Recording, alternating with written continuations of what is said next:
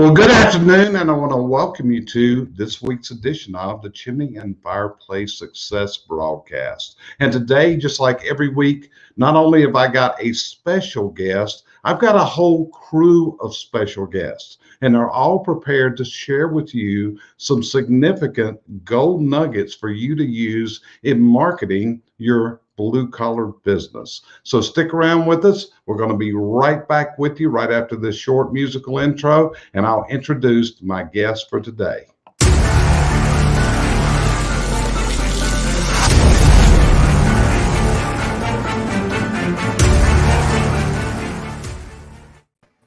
So here we all are. Like I said, if you're joining us today, as far as I'm concerned, we are bringing you an all-star list of what I consider marketing pros for the blue-collar world.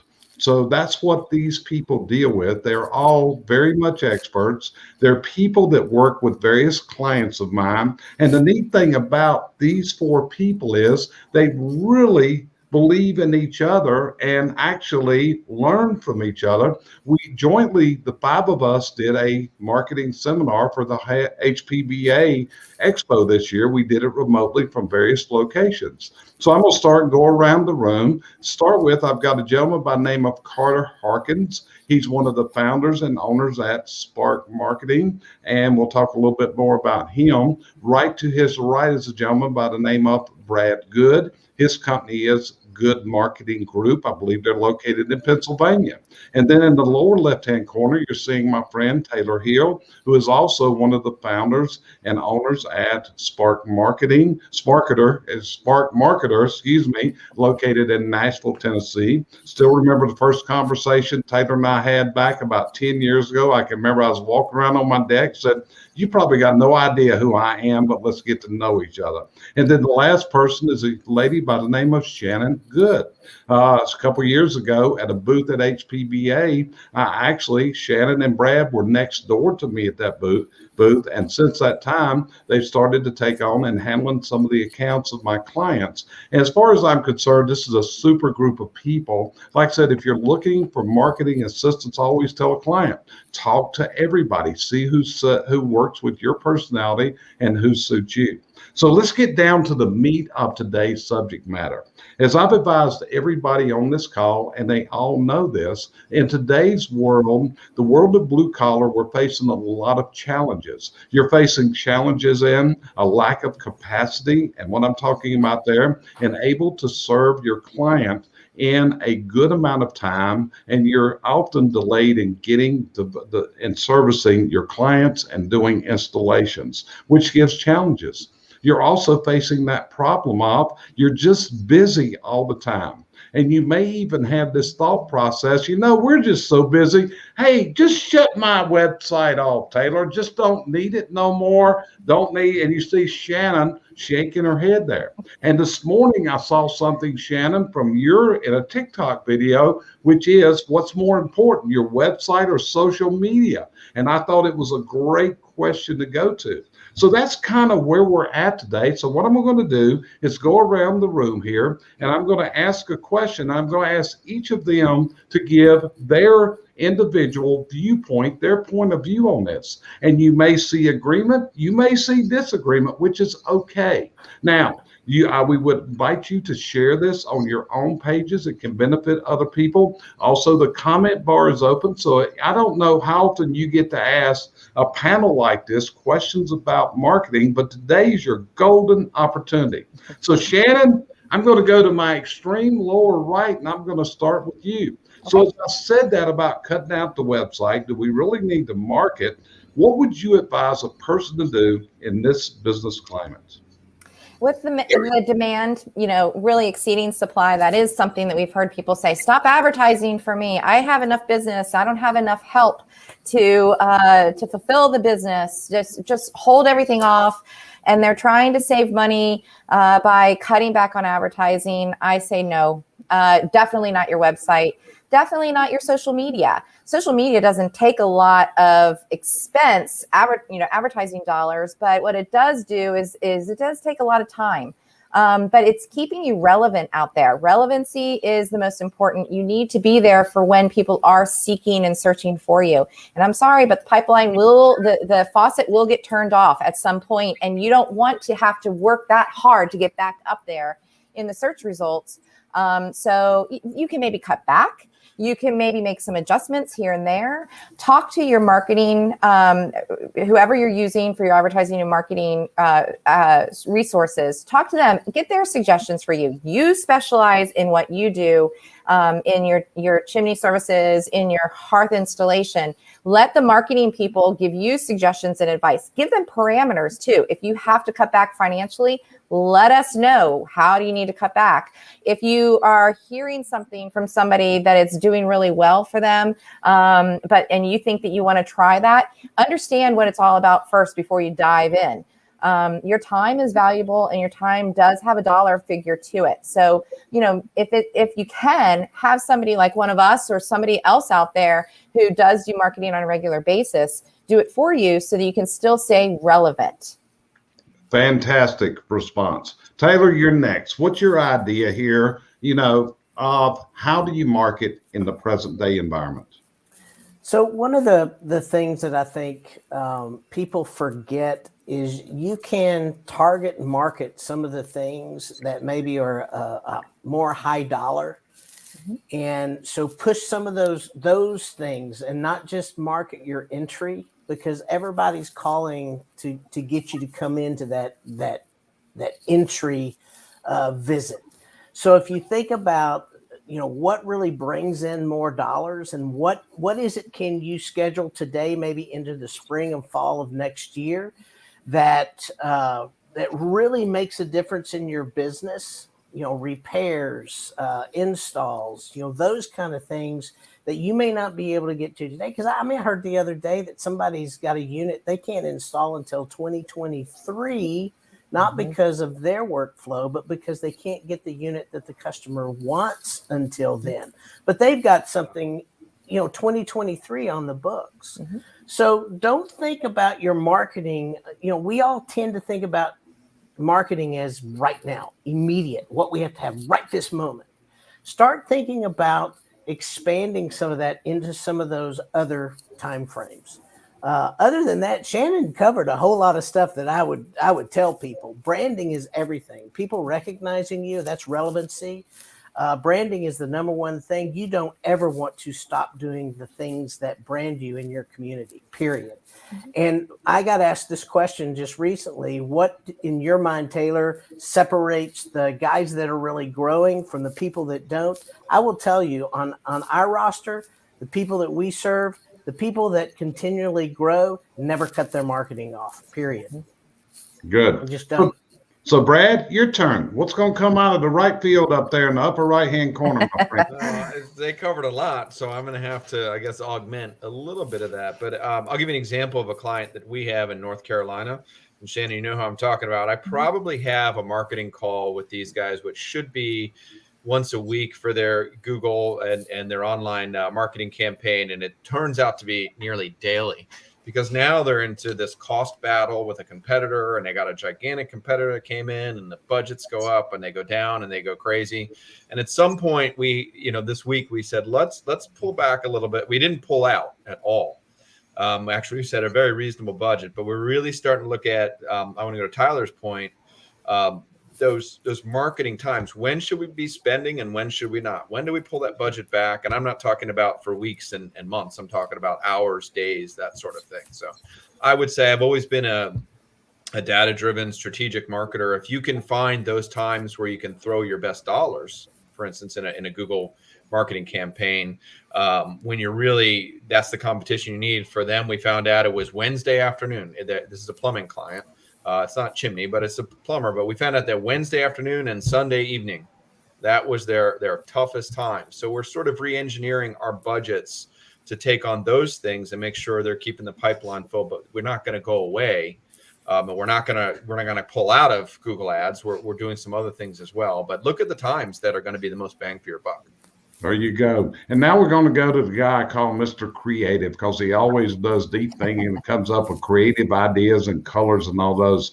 So Carter, what's your opinion on there? You're that smack in the center of the screen, brother. Center of the screen and dead last on this. So you guys took a lot of great answers, but I still have one that I think is pretty unique.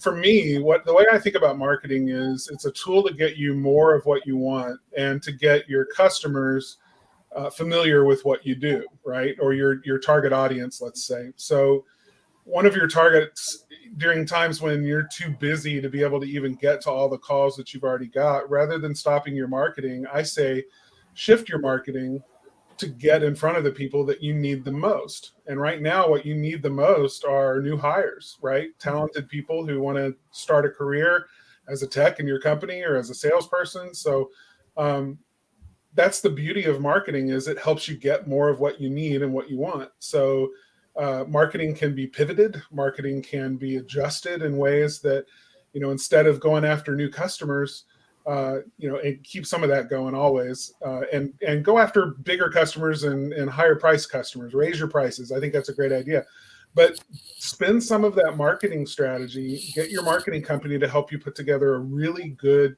campaign to help you get all the good people you need to hire into your business so that you can start increasing the number of customers you can serve. When your net is overflowing, you got to grow your net. You got to make your net bigger. And so the way you do that is by hiring good people. And marketing has a lot, and I know every person on this call would agree with me, marketing has a lot to offer in terms of helping you connect with your next best employees. And that's one of my big things, is all four, I promote that. We've talked about that, but attracting and diverting a portion of your marketing of how you're going to attract people to you, because that's a number one demand on so many companies, is finding the right people with the right culture to join your teams. So Brad, you said something excellent in this, and I want to get everybody's opinion on this. When I first got to know Taylor Carter some years ago, and they were just entering the chimney and hearth industries, the venting industries. So as we got into the fall, and Taylor, you'll recall this, you were saying, I cannot get my customer on the phone. And I told him then, I said, don't worry, I'll tell you when they'll start calling you. The second week of January, you get ready, because all of a sudden they're going to call you and they're going to want instant gratification. Okay. But that is a challenge. So I'm going to start again. And Brad, I'm going to start with you this time. You said it a while ago, your client in North Carolina, you're having continuous meetings with, you're having calls. I'm presuming they're asking you for advice, which is what they're paying you for. You are a marketing expert, okay? That's what you guys do. So how important is this communication with your marketing company so the marketing company understands your needs? It is everything, and I'm sure everyone on the screen will agree that you don't hear from a client, you think, well, everything must be going well, and it might be, or to Jerry, your point, can't get them on the phone. Then all of a sudden it's like, help, the phone stopped. And this client I'm referring to, those calls started when their phones just stopped ringing. And so I'm doing things on my end. I'm making adjustments. Sadie, who's one of my employees, she works on the Google ads with me. We're doing the ads and we're keeping up with everything. And on our end, from the metrics, everything looks great. But we can't see the quality of the calls, and we see the clicks and we see the impressions and we see the conversions. But then you talk to the client, like, well, that's not what we're seeing. So, I would say to a client, even if things are going well, check in with your agency at least, once a month. I mean, we have generally a once a month call with clients that are regular, and then more frequent depending on what they're doing. But this client is just somebody that and it's not that they're calling it in panic. We're doing this together. So I don't know what the calls are like, and unless they tell me, and they need to know what kind of strategy I'm laying out and budgetary. At some point we blew the budget way out, and I'll call him and say, hey, do you guys still want to do this? And it's almost a day-to-day operation. So depending on the depth of what you're trying to accomplish, communication is everything. Don't call your marketing people after you've decided not to talk to them because you're too busy, and you may see some warning signs, but you figure it'll get better. If you see anything that's out of the ordinary from what they're doing, I would say get them on the phone. And you know what? They should be calling you periodically anyway. If your marketing people aren't at least trying to communicate with you, they've done that what's that old Ronco oven, the set it and forget it, and you kind of put it in and go. Yeah, we don't want to do that. That's great. So Taylor, you remember that phone call we had back about 2011 where I told you they'll start calling you in the second week of January, and you later on said, yep, you were right. So how important do you feel this communication is with the client and the marketing company? Well, to me, if you're not communicating with a client or the client's not communicating with their marketing company, then you just don't have you're not going to have a really good marketing experience, period. It's not going to be what you think it is. Pay it. Some people want to stroke a check and just pay a marketing company and, kind of scoot that over to the side and say, well, that one's done. You check mark it off like it's a commodity. But marketing is not a commodity. Marketing changes, your competition changes, things change all the time. I mean, marketing can change with the economy. It can change. One of the things when you start getting into investments and you start dealing with the stock market, what you'll find is a lot of times what changes is sentiment. So when sentiment changes out there, whether it's true or not, it doesn't matter. So that means every time a new president gets elected, there are things that could change. Every time something happens in your state or county or a taxes or anything, this impacts the way that people respond to it. So their sentiment changes. Well, I'm in Nashville, Tennessee. I can see sentiment changing on a national basis, but what I may not be able to see is how it's changing regionally or how it's changing in your area. Just to give you a really quick analogy of that, the fires that are going on all over the place, all the different people having to deal with fires. When you have a hurricane, people, in the Gulf are struggling when they're having a hurricane, but people in the middle America see it and go, oh, that's terrible, and they move on. So these are all the different things that happen regionally that you've got to pay attention to as a marketing company.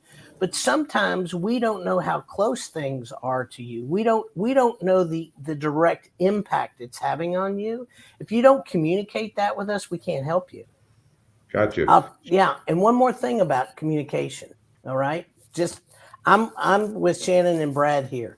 If your marketing company is not reaching out to you at least once a month, and if you can't pick up a phone and call them and at least get a return call within a, whatever time frame they set, find somebody else because you are not getting served well.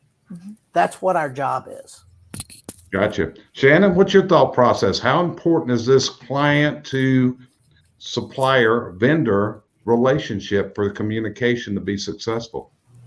So we've been doing this. I graduated from advertising and marketing school in 96. Was it 96, Brad? 96. 96. Okay.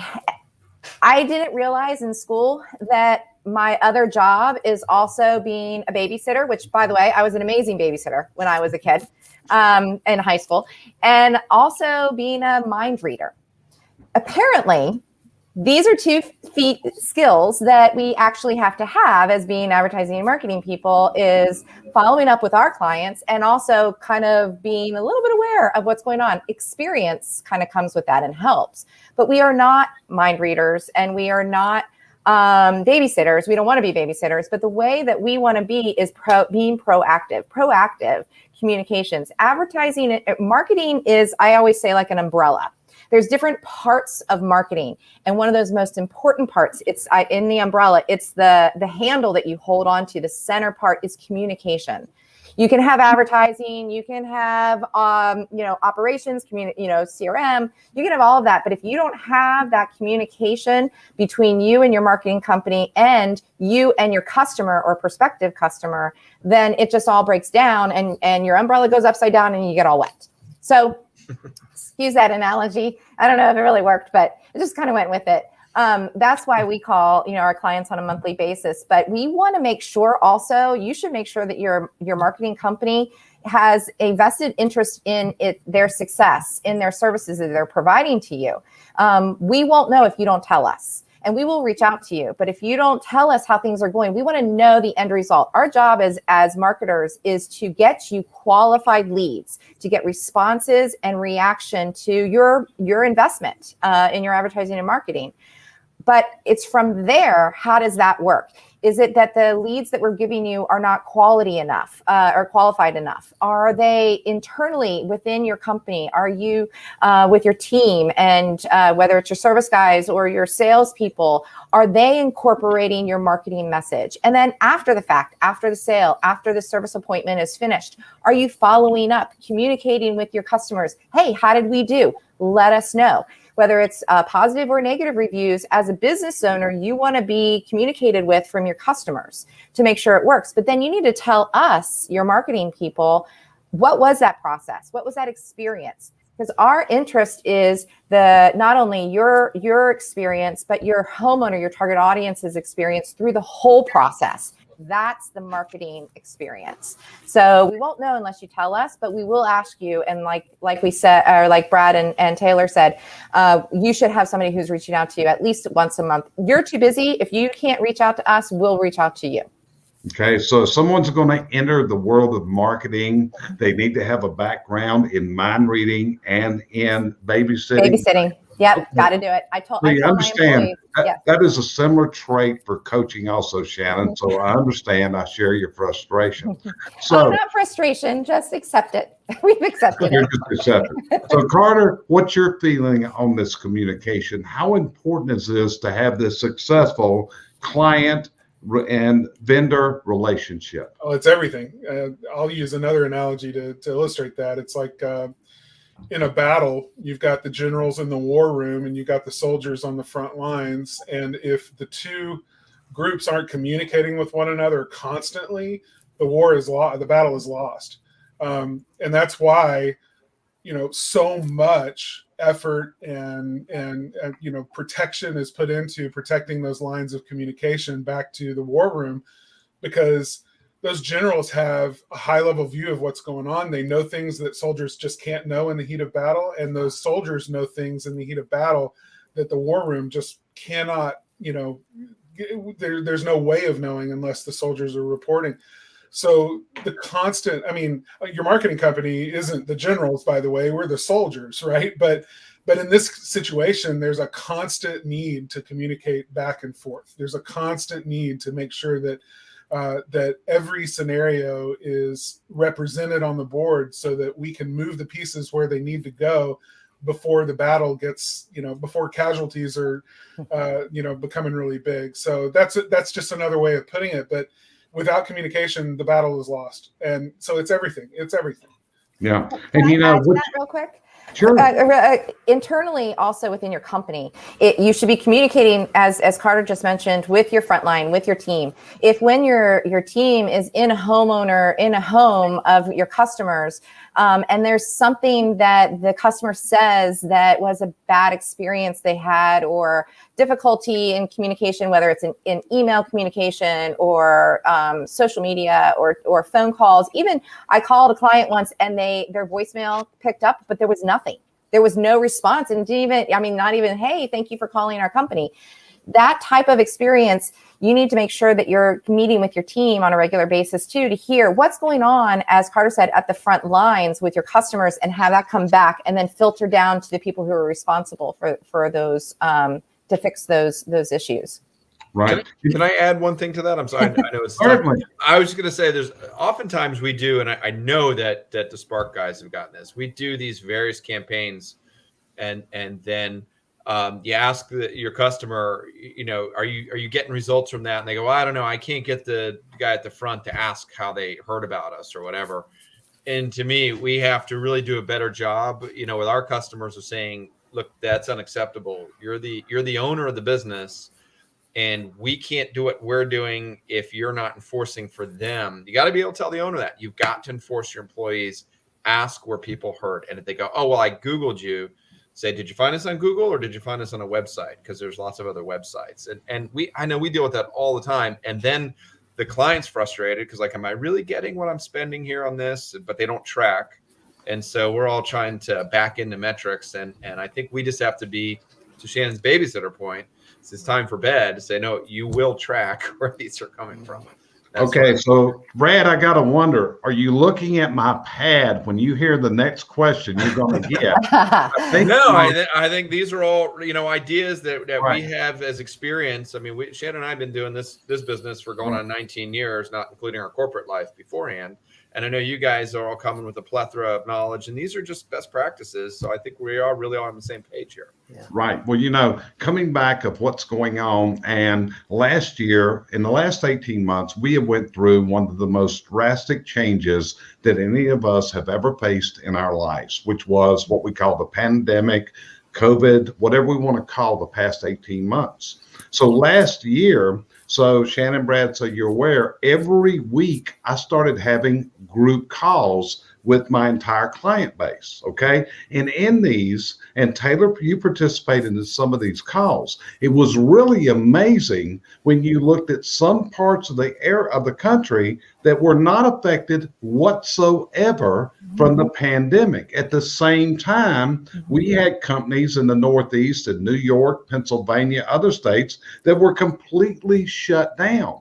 And it was like I told some of my clients, like the state of Alabama, pandemic doesn't exist down here. There was never any kind of halt. But that's the information that they needed, because that was a severe time. And that's what we have to prepare for again. And that's why we can't let the marketing up. But going back to my next question, Brad, that you were able to foresee already. So but I'm going to start back with Taylor on this, because I know this is one of his favorite things, which is the word track and measure. So guys, my next question is, how do you track and how do you measure the effectiveness and the return on the investment that you're making? So Taylor, you're first up this time. Well, the good news is, 7-8 years ago on phone calls, you couldn't track. You can now with dynamic insertion.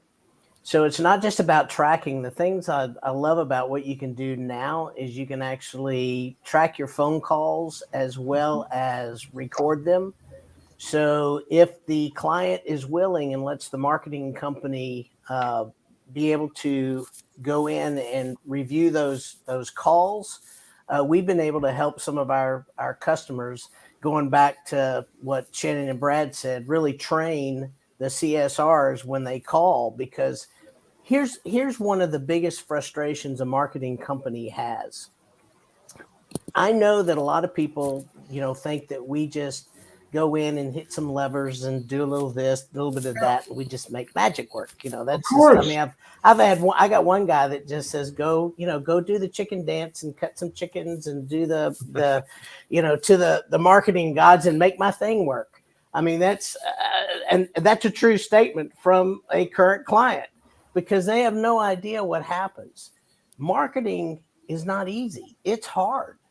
And yes, we may do some of the same things from client to client, but clients are different. To Shannon's point with babysitting, it may be easy to babysit one and really tough to do another one. One may be really easy to say, hey, you've got to start doing this, and they'll do it. Then there's another one that just, for whatever reason, he doesn't control his business. Somebody else does. And so you got to find whoever that person is to be able to talk to them to get things done. So everything is so different in with that. So my real point is this. As a marketing company, we do hard things, okay? And we do them well. Brad and Shannon, they do hard things. They do them well. They're also running a business like we are. So we have employees. We're going through a lot of the same things you're going through. So to me, it's all about respect. You've got to have respect here. All right. Once we have that, and once I can tell you what you need to track, what we can track, and what we cannot track. Those are the different things you need to know. So I can go to a client and say, if you want to track your phone calls, there's a way to do that. But there's a cost to that. How much, are you willing to do that? Yes or no? Some say yes, some say no. If you say no, then you got to ask everybody that calls in how they got to you, if you want to make this work. All right. so we can track things on the website. Some of the stuff that just happened through Facebook. I know Shannon's probably pulling her hair out. I've already pulled all mine out, Shannon. So hopefully you don't ever look like me. But the iOS thing, Oh God, the I hope numbers not. we're getting out of Facebook is awful. So where we used to be able to count on them, now we're having to try to figure out exactly what those numbers are. So it totally changes from day to day to day, depending on what everybody does. So how important it is to track? It's absolutely imperative to track what you can. And it's worth putting money in, because that's, in my mind, ultimately, that's the only way you know what's working and what's not. And there's a lot of times you can go back, if your marketing is working, you can work backwards and find out what in your business is broke from tracking. Yeah. Gotcha. Shannon, so you'll know, I imagined bald head and beard on you. And I just, Please. It gets the emojis, and like my granddaughter does, and so I Yeah. can have like the ears and everything. yeah, I just can't put that together in my mind. So No. Shannon, what's your thought on this? We could tell that Brad, I'm going to get back to you in a minute. So be sure and get your thoughts together on this. What's He your wants thought to jump On on the it. He's ready topic, to or go. on her looking like you guys? Yeah. So Shannon, what's your thought on the importance of tracking and measuring, and how do you do it today? Because there are ways to do it. There are ways. There's a lot of ways, actually. But I think what we have to start with is what's important to you and your company. What do you want to track and why? What do you think is, and then prioritize based on that. Is it money? Is it responses? Is it resources? Are you all over the place? You just don't know what is the most effective. Figure that out. And if you don't know how to prioritize and figure out what's your goal, what's the whole purpose of tracking? What are you trying to get as an end result? Ask your marketing team. We don't want, believe it or not, we don't want to just spend your money, because guess what? That's short-lived, because you're eventually going to come back and say, I spent all this and what am I getting for it? We want you to spend money wisely so you keep coming back, you grow your company, and you add to your advertising so that you get bigger and your money is being used effectively. And then you get more of it, and then you grow and you employ more people. We want that for you. We don't want to just spend your money willy-nilly. So tracking for us as a marketing company is very important, because we want to make sure what we're offering, what we're doing for you is actually seeing success in the end. I don't want to put you on Facebook and go through Facebook advertising, which, by the way, we're now working with Facebook. Facebook actually reached out and said, do you want to be an agency for Facebook? And we're like, yeah. Am I going to talk to a real person? Because I can never get a real person at Facebook. And they're like, yeah. I'm like, then sign me up. I'm in. And we actually are going through the process right now of learning more about what Facebook is offering with their advertising. It's very similar. We are Google certified. So it's very similar to Google, because it's about profiles. It's about audiences. It's about success. Facebook wants you to actually advertise. They want you to spend money, but they create like lookalike audiences and different things that help you to be that metrics. Advertising and marketing is a science. It's very similar to what you guys do out there in the field. There is a reason for why something works. And so the science behind it, there's some testing back and forth to see what works. And that's where the tracking helps, because we can see if we put two ads out there and we do an A/B test against each other, which one was more successful? Was it because of the artwork and the message? Was it because they went to a landing page, but they had to fill out this really long form and they weren't interested, versus just a pop-up message?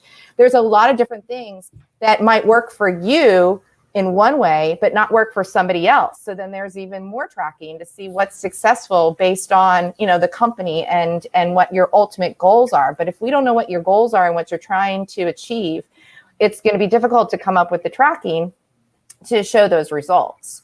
So I don't know, did that help with your question, Jerry? Yes, it did. Good. So Carter, what about you? You're a creative guy, okay? But what do you feel the importance, because you're actually a guy that actually designs systems at times for doing some really unique things. Well, so is it important to track, in your opinion? Yeah, and okay, brass tacks here. To me, I mean, it all comes down to conversions. Okay, so you get to decide what a conversion looks like, but all conversions are not created equal. You can have conversions that marketing companies love to tell you about. Oh, you had this many people come to your website, and that sounds like a great thing. Like all of the search engine optimization and ads that we're running for you are driving people to your website. We're converting, right, to visitors. Well, visitors don't equal revenue yet. I mean, once you have a visitor, then that visitor needs to know what it is that you want them to do next, right? What is the call to action that you have for your customers so that they know exactly what the next step is that you want them to take? We were talking about this yesterday on our Spark live stream. So when you have a clear call to action, now you have a measurable and meaningful conversion, right? And maybe that call to action, I'll be honest, for most service businesses, that's call to schedule an appointment or use an appointment form to request an appointment. So now we have meaningful conversions. We have meaningful numbers and measurements that we can take to know whether or not what we're doing is working for you and turning into actual new customers and revenue. So I like to spend a lot of time, right, before we design any systems, before we get into any kind of, real good marketing campaign. I want to know, what is the call to action? What is the real thing that you want your customer to do next? Because once we're clear on that, then we can really dial in, we can turn all the knobs and pull all the levers and sacrifice chicken dance and everything else in order to create the results that you want. But without a clear call to action, and I mean, a clear call to action you might think is just super easy, but I've seen so many people miss it, ourselves included.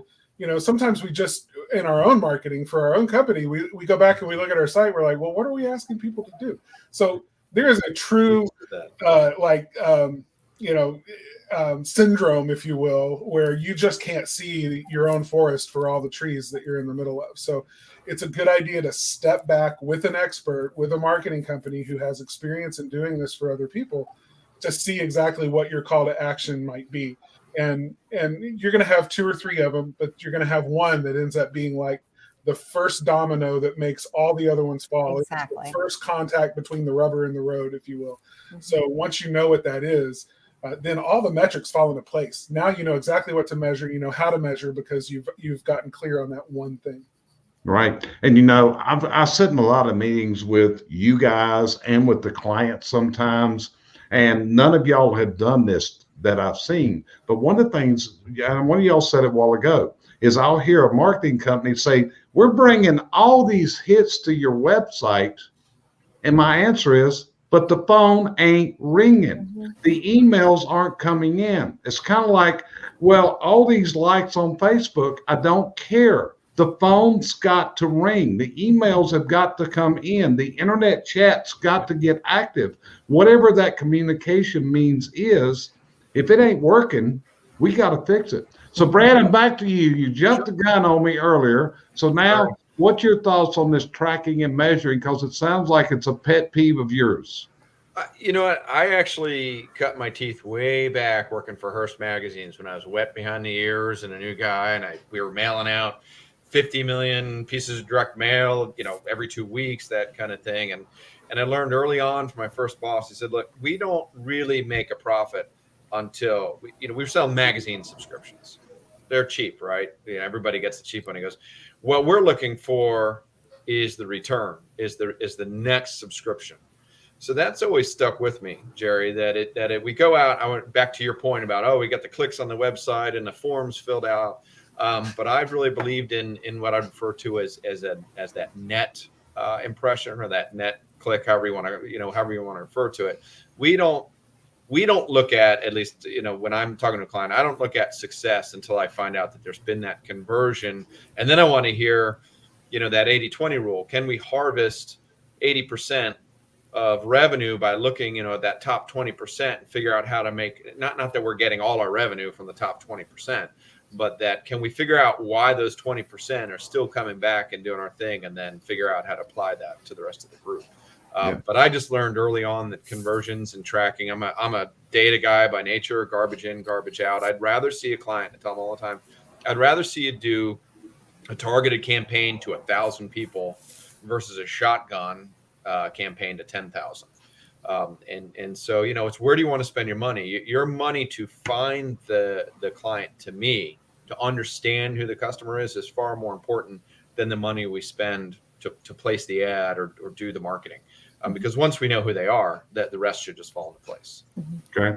So Shannon, I'm going to call on you first next for this first question. Okay. And the reason I'm calling on you is because y'all did a TikTok video today that jumped out at me.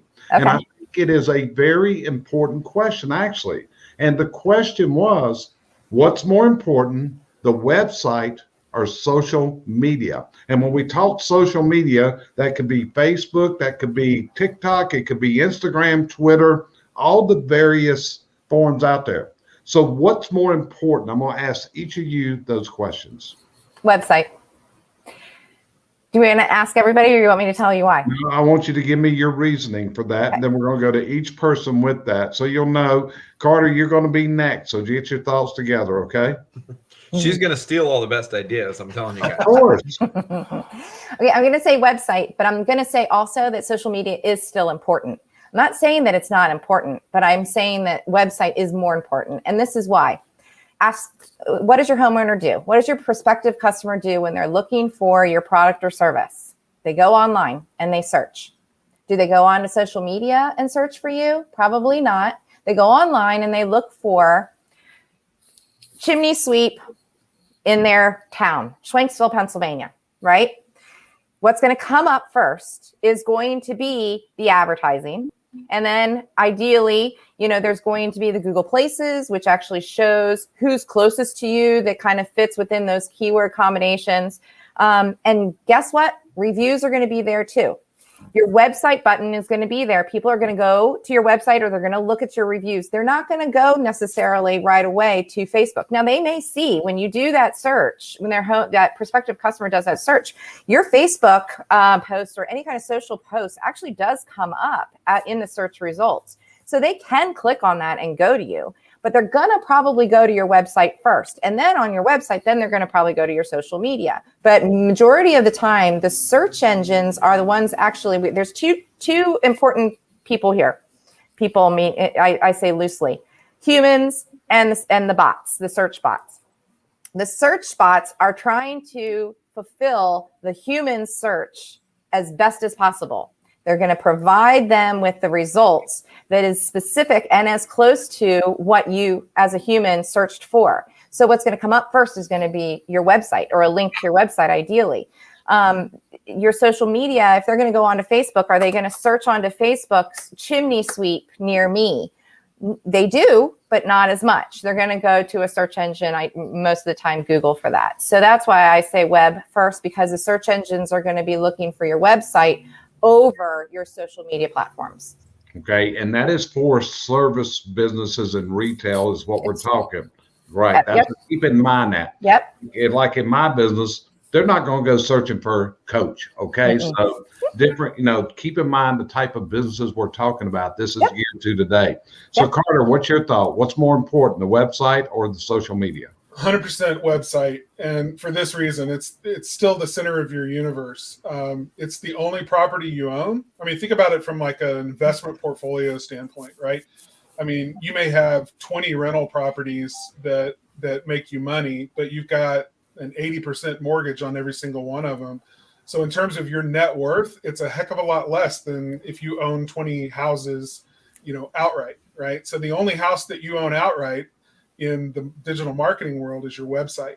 And that's the one that needs to make you the most money. And so because it's the center of your universe, it means every other strategy that you're employing out there, from ads to social media to, all of those things, end up incorporating that universal center in its strategy, right? So now we can run ads and drive them to landing pages on our own website property, our own domain.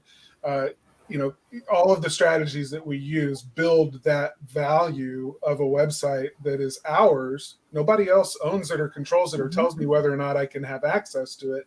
It's mine. I mean, there's always going to be a gate at the end of the driveway with Facebook or Twitter or, any of the other networks. you get to use those playgrounds and those facilities at their discretion and because of the kindness of their heart, right? So the moment they say no more access or we're changing the rules, like Facebook has done with all of their tracking and everything else. Yep. I mean, we're watching agencies right now. I'm sure you guys are too, Brad and Shannon. We're watching agencies that have built their entire model for advertising for clients on social media platform, on Facebook specifically. And suddenly the rug has just gotten yanked out from underneath them because they can no longer provide the data to their customer that their customer was relying on for their entire marketing strategy. I mean, talk about a hard pivot, talk about a dangerous place to be. Mm-hmm. When you own the property, when you own your website, you can invest in it, you can grow it, you can use it as the center of all of the other things that you do. And then those other things may change, you know, it may get pruned and may get, you know, they may become more effective or less effective over time, but you still have this nucleus that you can depend on mm-hmm. that will drive success for your company. And when the day comes that you're ready to sell your company, a really good website is something that goes in the asset column. Yeah. It's something that provides true value to a prospective buyer who's looking to buy that website, much more than a social media account with X number of followers or whatever. So mm-hmm. it really, to me, it's not even a question. Okay, so Brad, down to you. If they've taken all your thunder, just say they've said it all. No, they've said most of it. I just wanted to point out and reiterate that the website is the hub of the marketing. Everything else is the spokes.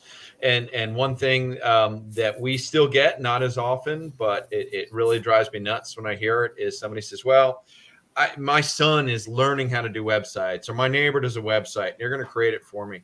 There was a time where you could do that, but if you're thinking about that, if you're watching this and you know someone who's going to maybe put it together for you, don't do it, because there's two things that are going to happen. One, we all here in this group stay up to date. We employ web teams that are continuing to go into code academies and best practices and what's the latest, what's continued, what's not. And then the other thing is that you won't get, that you will need in this day and age, is continuous service on that site. WordPress powers 30 to 40% of the internet. Well, they've just decided that they're going to, if you all heard of widgets, WordPress has just decided, you know what, I think we're going to get rid of widgets. And they've gone to blocks. This has been a long time coming. I might be speaking over people's heads, but the bottom line is WordPress is changing. So if you don't have a regular person, we had some sites that we rolled back that were automatically updating, that we rolled back for the client because it would have what we call broken the page till we can make adjustments. If you've got a guy who's just helping you on his kitchen table and that happens, you will be out of luck. So make sure you're hiring somebody who knows what they're doing and staying up to date with your website. And Brad, if I got a notification that my widgets were dead, I don't know what I would do. I know exactly what I would do. Right.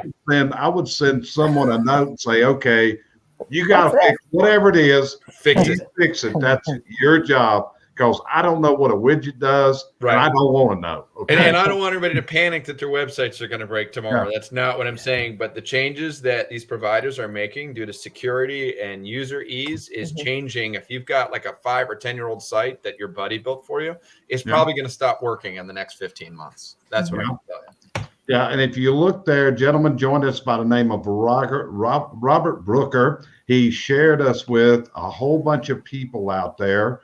If you look right there, but he said, my brother knows what they are. Okay. So like I said, and his brother may be a web developer. And he might be doing a good job for him, but it's just make sure that he's continuing to do the job. That's all. Okay. So Taylor, your turn. What's more important, the website or social media? Oh, it's a website. We'll be in 100% agreement.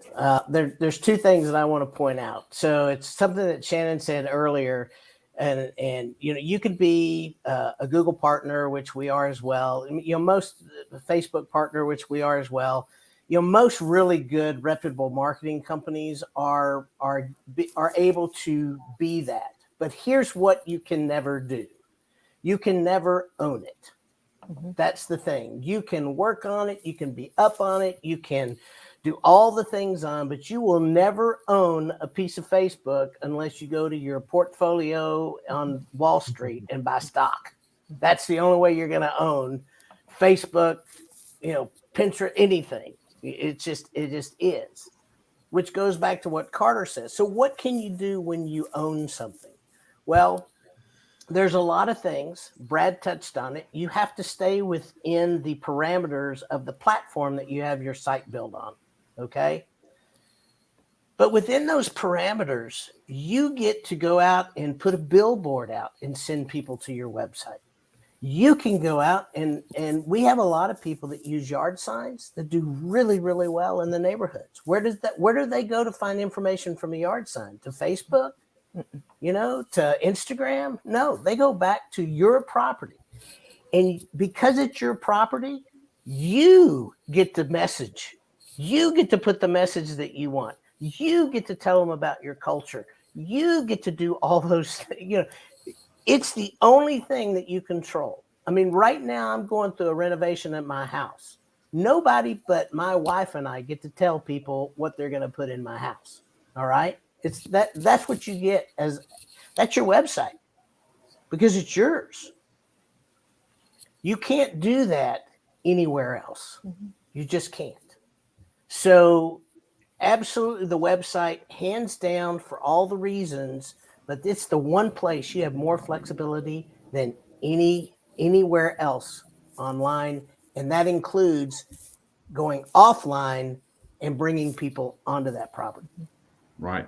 And the highest person I could tell you just made that comment right there, because that lady that spoke up right now can write a website. She can do WordPress. She can do all those things. But some years ago, we faced this decision. It was time for someone else that was an expert to handle those duties. And when someone who is as strong-willed as Miss Eisenhower is, that I can attest to, whenever she goes for expertise, there's a reason she did that. Okay. So these are the type things. Hey, Jerry, I want to say one more thing about this. Yes. I want to make this really, really clear. And I know that Shannon and Brad will agree with this. There is no way that one person in their basement can know everything that needs to be known today. Right. There is no way. It is. I think it's impossible. It just cannot be done. If you don't have a team around you, like I know they do and we do, you're just not going to get all the things that you need to get to be competitive anymore. Can I say something on that? I mean, I don't want to make this an ad Sure. for us, but we shut down to the public in July for a week where our employees came in and just had a training week where the web guys were doing their trainings and social media was doing their trainings and we were doing Google certifications and all our things. And it's not that our clients can't do that, but it's that they can't do that, right? They can't shut down for a week and sit through Code Academy because they need to do something. Like our customers are getting more demanding, and that's the word. And I don't use that in a negative way. It's a good thing in what they need their website to do. And the only way for us to do that is periodically we've got to go back to school. We're never done learning. I told my kids when they're all little, you will never be done with school if you're doing this right, if you're doing life right. None of them are ever done. We do something very similar. We about 10% of all of our employees' time is spent on ongoing training. Yeah, it's about 4 hours a week that they are required to, be on webinars and learning from the different sources that we provide, so that we're bleeding edge and current, not current, but like what's coming and what do we need to be ready for. Yeah, right. and that's no different than our customers taking their certifications at the trade shows and everything. Absolutely, that's what we do. Right. That's what we do.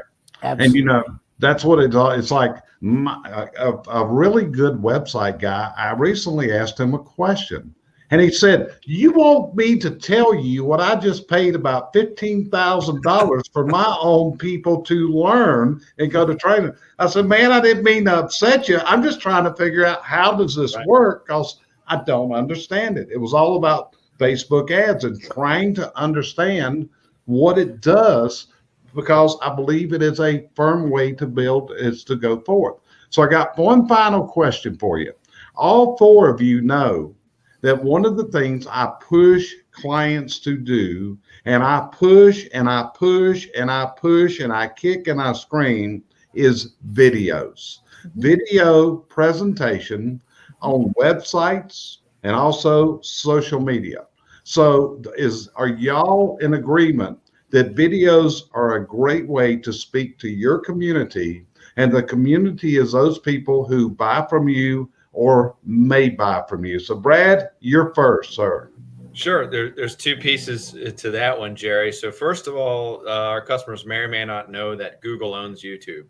Therefore, Google makes it in your best interest to do video. If you set up your ads now, there's a section to add video into your search ads, those sorts of things. So they want you to be housing that on YouTube. But what a great place to just do. We encourage our customers, so don't worry about being an editing studio. Give me 30 seconds to a minute of just some good video. We'll cut it. We'll put the bumpers on and the web addresses. But what a great way to speak to people who are trying to qualify you than to see your advice. People watching this right now, it's very similar. But you can embed that video anywhere. You can email it. You can embed it. You can use it in your online advertising. You can use it on landing pages. But we're a visual society. People want to hear, see. Soon you'll be able to smell it through their computer, I'm sure. But video is fantastic. It's a great way to tell a story quickly. Great. Taylor, your take on video. Well, I mean, yeah, everybody should be doing video. I think the biggest hang up that people have is they haven't done it themselves. And so they feel very like just self-conscious. And I tell people all the time, just got to get over it, because nobody's looking, people aren't looking for Hollywood quality stuff. And you don't have to get Hollywood quality stuff. And in fact, there has been tests, especially on social media, that they put a very well, just totally shot, perfect video up against somebody that did it with a handheld. And guess which one won? The handheld one. That's the one, because people are looking for authenticity. So, what I try to stress to people is, if you're trying to go for perfection, stop. Just get it done and get it out and do the best you can. And be real. What Robert just said it, be real, because that's what people are looking for. They're looking for authenticity. They get sold all the time with the shiny ads and stuff on TV. That's not what they're looking for online. So, get your phone out, get your kids, whatever you need to do. Just start practicing and just get over that. No, I don't like the way I look. I certainly don't like the way I sound. I'm country as all get out. And, everybody thinks I'm a hick, and that's okay. I've just had to get over it, and I just keep going. And that's what you got to do. Just got to do it. Yeah, That's and I can say with the exception of Shannon, there's 4 faces for radio here, and we all get on video all the time. Well, it's like I tell people, everybody's not blessed like me to speak with Shakespearean English. But I can get onto a video, and anybody can, like I said. So Shannon, your thought processes. So I think what people get kind of hung up on is, you use the exact word I was going to say, authenticity. Look at TikTok right now. People follow silliness. They follow real. They follow, as Robert said, they follow humans. They want that interaction. There's a trust level that comes with that too. So we're in the trades. The trades, you ultimately are going to be probably interacting as a human with your customers, with your homeowners. So why not interact with them via video? And do it, and think about the different ways to do it too. It's not just showing necessarily your service or your product, but we were talking about the issues right now with employment. I have a client in Pennsylvania area here. He does a great job with interviewing his employees on what to expect in that job, and he puts that on his employment page. Or interview a customer if they're willing. Just make sure you get some sign-offs from your employees and from the homeowners if they're willing to put it out there, because that's your advertising property then, in case they ever ask you to take it down. But videos there are a lot of different ways to use videos. One thing I want to just go back to with the websites though, make sure you have a place to house those videos. They can get really large, and it can slow down your website and things. So as Brad mentioned, YouTube is a great place to upload those. And then they give all kinds of opportunities to share it on social media or embed it into your website with your, via the YouTube special link. So have your web developer get that on the applicable pages. And not only that, but for search purposes, the search engines love video. They love that actually a little bit more than content, written content. So they're going to rank your site higher when it sees that you have relevant videos on the applicable pages on your website. So open your mind to the different ways that you can use video, open your mind to the different places you can put your videos, and get your web developers involved to make sure that it's being done in a good way so that your users or the viewers experience is a positive one when they're watching it. And Vimeo is another good tool as well. Vimeo, yeah. YouTube and Vimeo are both great tools for search and for getting your story out there, easy to upload, embed, all those things. Right. And that was one of the things I was getting ready to point out, Brad, is you can SEO your YouTube videos also. Oh, absolutely. There is a process there of keywords and other things that can take you to the top, because that is a big search vehicle for consumers a lot of times to find your expertise. So Carter, we're down to you, my friend. How do you feel about video, gray bearded one? So, you said the creative, I'll absolutely say that my vote is for video. If you can find a way to show people instead of just telling them, then you've done something really important. You've tapped into people's brains. A direct line to their brain. Studies show that if you can visually show somebody something, and put that next to the same thing as a written text explanation, they'll remember the video with 4 times more accuracy than they will the written statement. And so if you can figure out a way to show people what you do, and there's all sorts of ways to do that in home service businesses and retail, because it's all about products and end results. And you can show people an entire process of how you went from this condition to a finished state, and before and after, and that kind of thing. There's all sorts of great visuals. I will say this though, and this is what it all comes down to, because we have clients that just tell us, I'm never going to do video. I'm just not going to ever feel comfortable in front of the camera. And when I'm successful in convincing somebody that they can do that, I love to go back 2 years later and show them a video that they do our own before and after, like show them the first video they ever did, right? When we convinced them to do it, and then show them what they just did last week, and watch their faces just go, oh my gosh, I grew. I became good at it. I'm more comfortable. It's flowing better. I'm feeling, good about this. So I would just say this is true for just human growth in general. You've got to be willing to be bad at something first before you can get good at it. So be willing to just do a few videos that you're going to be ashamed of in order to get to the point that you're doing videos that you're really proud of.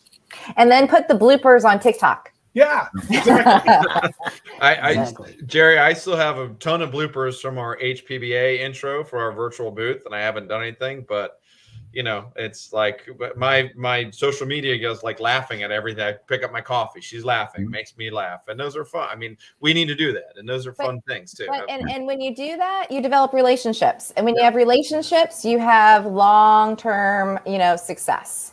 Yeah. Well, what I do is I tell people, just go to YouTube, pull up CBC coaching, and go way down to those videos that I started doing with my Android phone way back in 2011 when I started doing this, because that's what we did. And it takes a while to learn. And yeah, you go through courses and you get in front of cameras, and it doesn't bother me in the least to sit here, but you got to start. It's like Zig Ziglar said, you're not great to start, but you have to start if you're going to be great. And I know that all of y'all have clients that have really become very effective on video. All of y'all have some very effective people, and they're willing to take input. They're clients that I coach and how to get the impression better. And maybe we hook up with a speech coach or whatever in order to get that presentation better. So before we go away, this is my last request from each of you. Taylor, Carter, I would like one of you to tell our listeners, who is Spark Marketer? What do you guys do? Oh, go ahead, Carter. You want me to?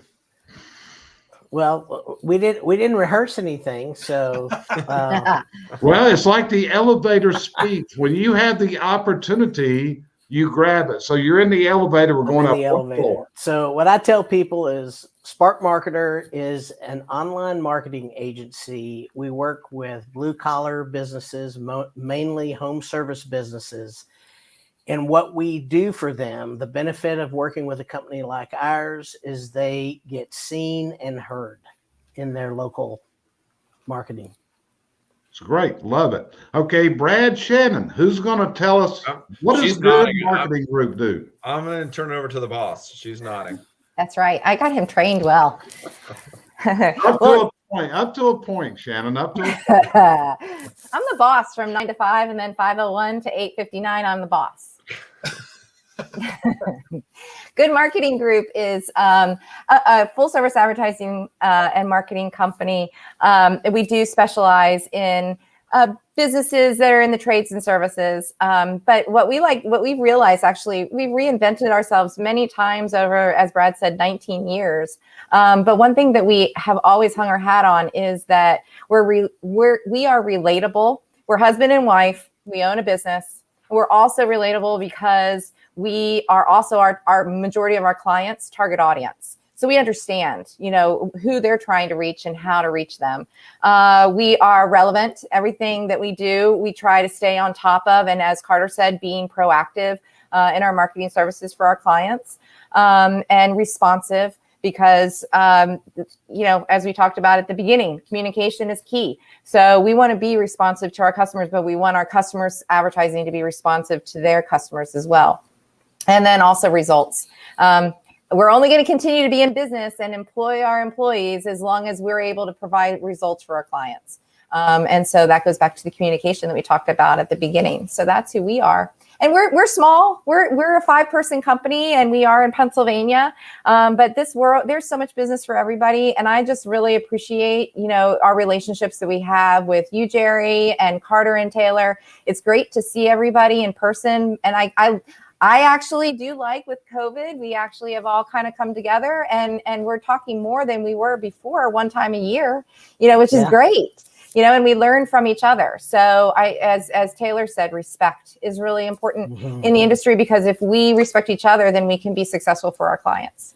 Correct. And like I said, I knew getting these guys on. We did a joint presentation at the Heart Patio Barbecue Expo this year virtually, and they just had so much great information and listening to each other, learning from each other. And like I said, there's a lot of choices out there, marketing companies. And it's like if a client comes to me and said, who should I hire? And this is what I tell them. You need to interview the people that you see fit your bill, and then you need to understand, and who do you feel comfortable with? Who can you communicate? Who can you understand? Who's going to work with you?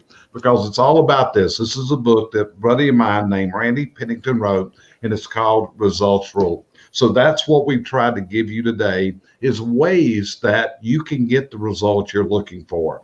It's not a shotgun. In this day and time with marketing, you've heard us speak of data. You can pinpoint your marketing. Brad said that. Do you want to market to 10,000 or do you want to market to 1,000? These are the decisions. But if you go with a marketing company, I hope you heard what they said.